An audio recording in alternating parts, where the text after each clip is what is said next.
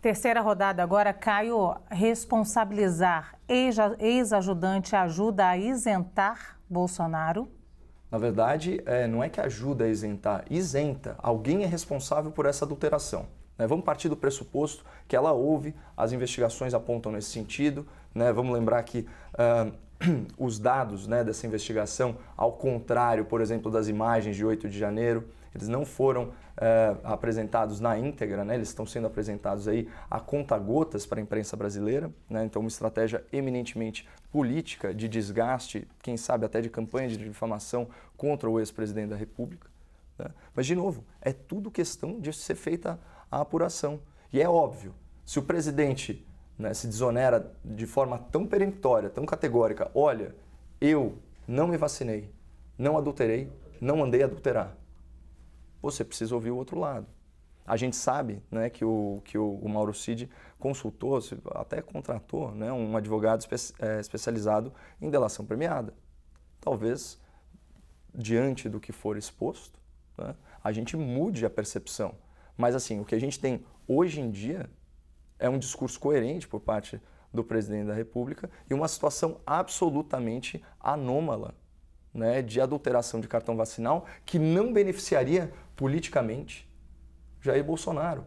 Por isso, assim, me custa acreditar que uma coisa vamos dizer assim, tão contraproducente partisse do próprio presidente da República. Zé Eduardo, responsabilizar ex-ajudante ajuda a isentar Bolsonaro? Respondendo primeiro ao Caio, Luciana, eu falsifico um passaporte para sair do país e não chego a sair do país. Fiz a falsificação para a eventualidade de eu precisar utilizar. Isto é crime? Claro que é crime. Porque o crime não está no uso, o crime está na falsificação em si. Se eu falsifico registros e depois não uso, isso não modifica a situação delituosa, Caio. Ou seja, o que se coloca aqui não é que Bolsonaro usou ou não usou, é que houve a falsificação. É como falsificar um passaporte e depois não sair do país. Essa é uma questão, como diria você, simples assim, Caio. Ora, diante deste quadro, é evidente que Jair Bolsonaro, Luciana, passa a ter uma situação muito difícil. Por que alguém falsificaria, por exemplo, o meu passaporte? Por quê? Se eu não pedir. Por que alguém corre riscos para falsificar um documento meu se eu não pedir? A única hipótese é que ele quisesse me prejudicar. Será que então era um traidor o senhor Mauro Cid? Será que era uma pessoa que não gozava da confiança de Jair Bolsonaro e queria prejudicá-lo? Não, era o braço direito dele, era o ajudante de ordens. Ou seja, não é crível, plausível que ele tenha feito algo, cometido um crime para prejudicar Jair Bolsonaro, ou seja, ele fez para ajudá-lo. Esta é a situação difícil que Jair Bolsonaro tem. Mesmo que ele não tenha usado o material falsificado, isto não é tão relevante como você diz, Caio. Caio, tem 1 minuto para a réplica. Eu não tenho como deixar de concordar com o doutor sobre a sua brilhante exposição sobre o uso eventual de fraude. Me lembrou aquele caso do governo Dilma, do Bessias, que estava em mãos um termo de posse para que Lula ocupasse o ministério, mudasse sua prerrogativa de foro e assim ele escapasse da justiça. Então, nesse sentido, concordamos. Agora, vamos lá, hipóteses. E se, de forma proativa, o ajudante de ordens achou que isso poderia beneficiar o presidente numa eventualidade e agiu voluntariamente? Plausível? Improvável? Pode ser, depende de apuração.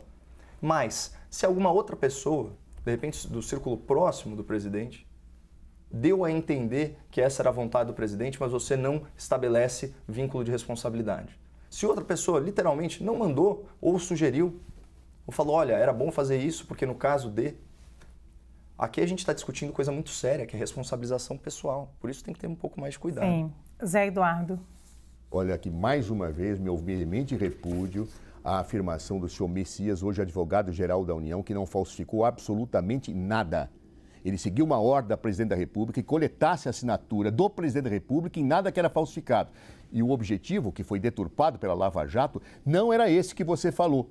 Porque Lula, tanto que não tinha nenhum mandado de prisão em relação a ele. Sabe qual era o objetivo, Caio? Porque ele não poderia ir na cerimônia de posse, porque ele ia acompanhar Dona Marisa, hoje falecida, num hospital. E marcou-se, então, que ele tomaria posse naquela sexta-feira e na terça-feira faria transmissão de cargo. Eu estava lá, eu vi.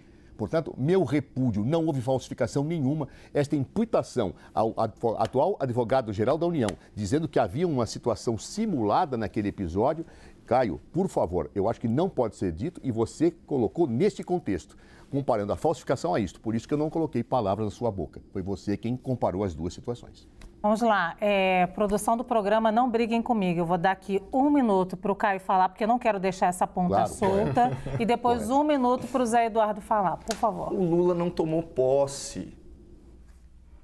O Supremo Tribunal Federal se manifestou no sentido de que ele não poderia tomar posse, de que isso caracterizaria eventualmente fraude. A gente vai reescrever a história aqui no debate, doutor. Pelo amor de Deus. A que servia essa indicação de Lula para ministro? Se não e tão somente para que ele escapasse do foro de primeira instância, que pela Operação Lava Jato conduziu aí a tantas investigações e tantas condenações que depois foram confirmadas, agravadas pela segunda instância e que depois foram confirmadas também pela terceira instância, em que uma série de habeas corpus foi negado pelo próprio Supremo Tribunal Federal, mas que, de repente, houve uma mudança de entendimento, né, por parte da nossa mais alta corte e por questão de competência, por questão de suspeição e filigranas processuais, tudo isso foi anulado. Poxa, esses são os fatos, a gente sabe o que aconteceu. Ele não tomou posse, o STF se manifestou contra. Sim, Zé Eduardo. Caio, você esquece que eu sou testemunha presencial disso. Lula assinou o termo de posse e a posse dele foi tomada naquela sexta-feira. Depois houve a liminar dada pelo ministro relator que, a posteriori, fala que foi induzido a erro. Ou seja, a posse houve, foi suspensa a eficácia do ato, Caio. E não houve fraude nenhuma. O termo foi assinado por Lula. Não se pode afirmar que Jorge Messias ou a presidente Dilma Rousseff tenham cometido fraude. Você pode até ter tua versão das razões pela qual o ato foi feito. Mas as razões verdadeiras não são estas. Mas razões não mudam a verdade de um fato. Não houve falsificação nenhuma. Diferente da fraude de vacina, Caio. A assinatura é de Lula. O termo é de Lula. E você, ao fazer isso, você está, na verdade, imputando um falso crime que nunca foi sequer aventado pela imprensa.